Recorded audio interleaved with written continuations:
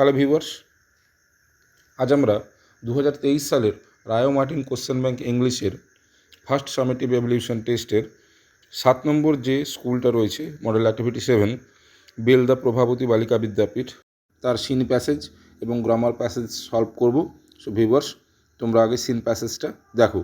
Scene প্যাসেজটা নেওয়া হয়েছে the great escape, Sugata বসুর লেখা।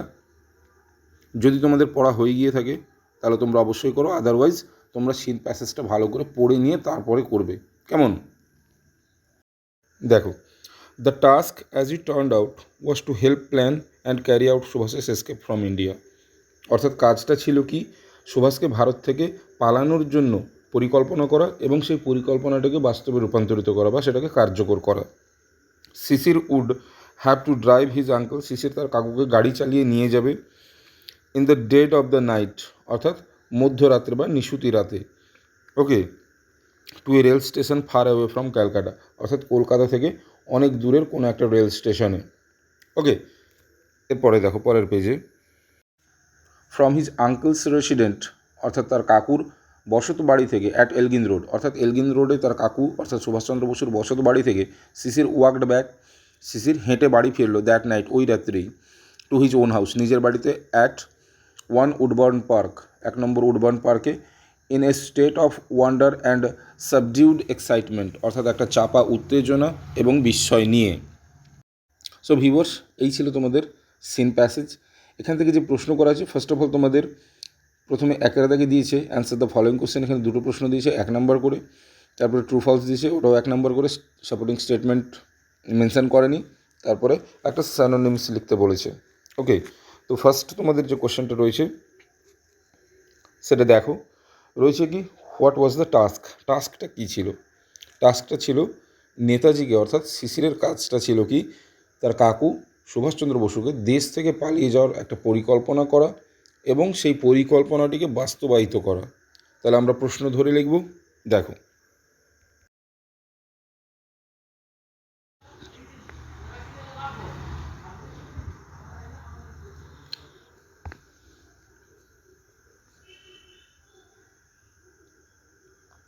তাহলে আমরা অ্যান্সারটা কী লিখব প্রশ্ন থেকেই, দ্য টাস্ক ওয়াজ, আচ্ছা তোমরা এখানে তার টাস্কটা দেখে নাও কী বলেছে। এই দেখো, the task as it turned out was to help plan and carry out Subhas's escape from India. তাহলে এইটাই হবে উত্তর, ওয়াজ টু হেল্প এ প্ল্যান থেকে শুরু করে ওই ফুল স্টপ অবধি, এটাই উত্তর হবে। তাহলে আমরা লিখব কি, দ্য টাস্ক ওয়াজ, দেখো, দ্য টাস্ক ওয়াজ কি, to help plan, okay, to help plan and carry out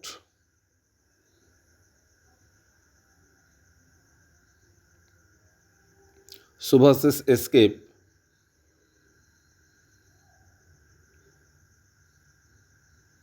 এপ্রস্টপি দেবে, Subhas's escape from India, Bharat থেকে। ওকে, তাহলে ভালো করে দেখে নাও কী হলো অ্যান্সারটা, the task was to help plan and carry out Subhas's escape from India.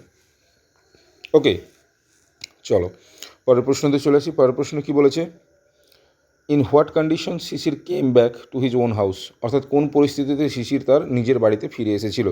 খুবই সোজা উত্তর, প্রশ্ন ধরে লিখব, শিশির কেম ব্যাক, শিশির ফিরে এসেছিল টু হিজ ওন হাউস, এইটুকু প্রশ্নতে আছে, তাহলে এইটুকু আমরা পুরোটা লিখে দেবো। তাহলে Shishir came back to his own house, এইটা দেখো, এইটুকু উত্তর হবে, এই যে in state of wonder and subdued excitement. Okay, এইটুকুই হবে উত্তর, কারণ এখানে শিশিরের তো অ্যাড্রেস দেওয়া রয়েছে ফার্স্ট উডবোর্ন পার্ক, আর এখানে ওন হাউস মেনশন করা আছে, তাই আমরা কী লিখব, Shishir came back to his own house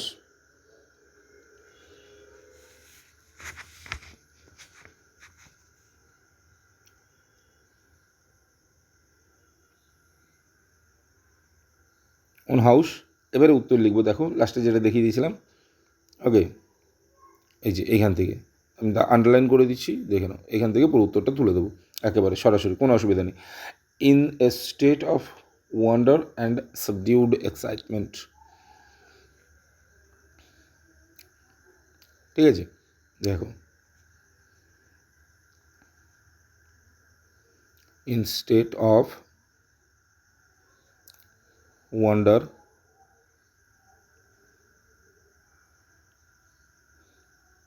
and subdued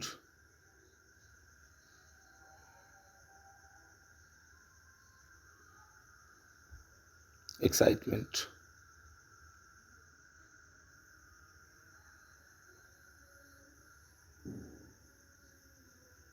ওকে, এরপরে দেখো বিয়ের দাগে, এটা হলো। এরপরে বিয়ের দাগে চলে আসি। বিয়ের দাগে কী বলেছে? ট্রু ফলস বলেছে। ওকে, ফার্স্ট প্রশ্নটা দিয়েছে শিশির লিভড অ্যাট এলগিন রোড। আচ্ছা, তোমরা বলো, শিশির কি এলগিন রোডে বাস করতো? না, শিশিরের রেসিডেন্সিয়াল অ্যাড্রেস হচ্ছে ফার্স্ট উডবার্ন, যেটা দেওয়া রয়েছে ফার্স্ট উডবার্ন পার্ক, তাই তো। এলগিন রোডে বাস করতেন তার কাকা সুভাষচন্দ্র বসু, তাই এটা ফলস হবে।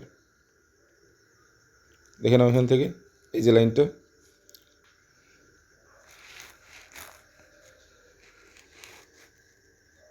এটা ফলস হবে। ওকে, পরের প্রশ্ন বলেছে Shishir came to Subhas's house to give medicine, অর্থাৎ শিশির তার কাকুর বাড়িতে এসেছিলো, কাকু সুভাষের বাড়িতে এসেছিলো তাকে মেডিসিন দিতে।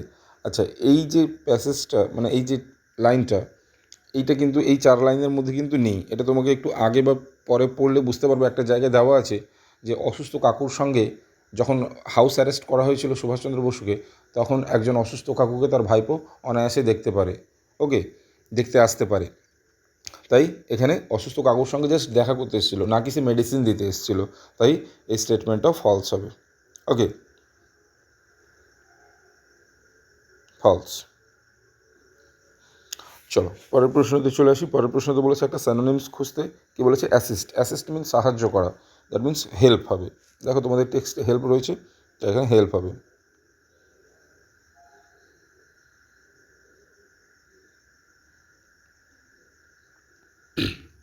চলো এরপর গ্রামার পোর্শনে চলে আসি। গ্রামার পোর্শনে ফার্স্টে রয়েছে তোমাদের কি প্রপার ভার্ব ফর্ম বসে ফিল আপ করতে, ঠিক আছে।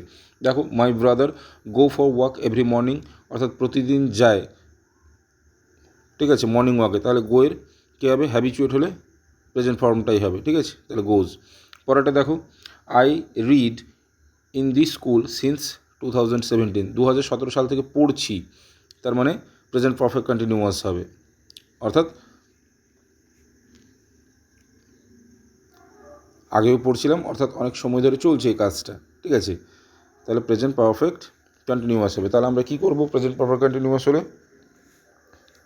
তাহলে আই হচ্ছে কি ফার্স্ট পারসন স্পিকার, ঠিক আছে, সরি হ্যাজ হবে না, যেহেতু এটা ফার্স্ট পারসন আছে।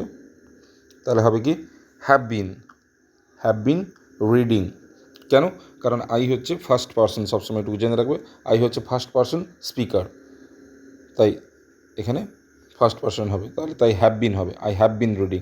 পরেরটা দেখো, পরেরটা বলেছে I dash school last year, তাহলে লিভ থেকে লেফট হবে। লাস্ট ইয়ার আমি স্কুল থেকে বেরিয়ে গেছিলাম, তাই সিম্পল পাস্ট হবে, তাই লেফট। ওকে, এরপর আমরা 3-এর দাগে চলে আসি। 3-এর দাগে দেখো রয়েছে underline the infinitives in the following sentences, অর্থাৎ নিচে যে সেন্টেন্সগুলো দেওয়া রয়েছে সেখান থেকে ইনফিনিটিভগুলো আইডেন্টিফাই করা।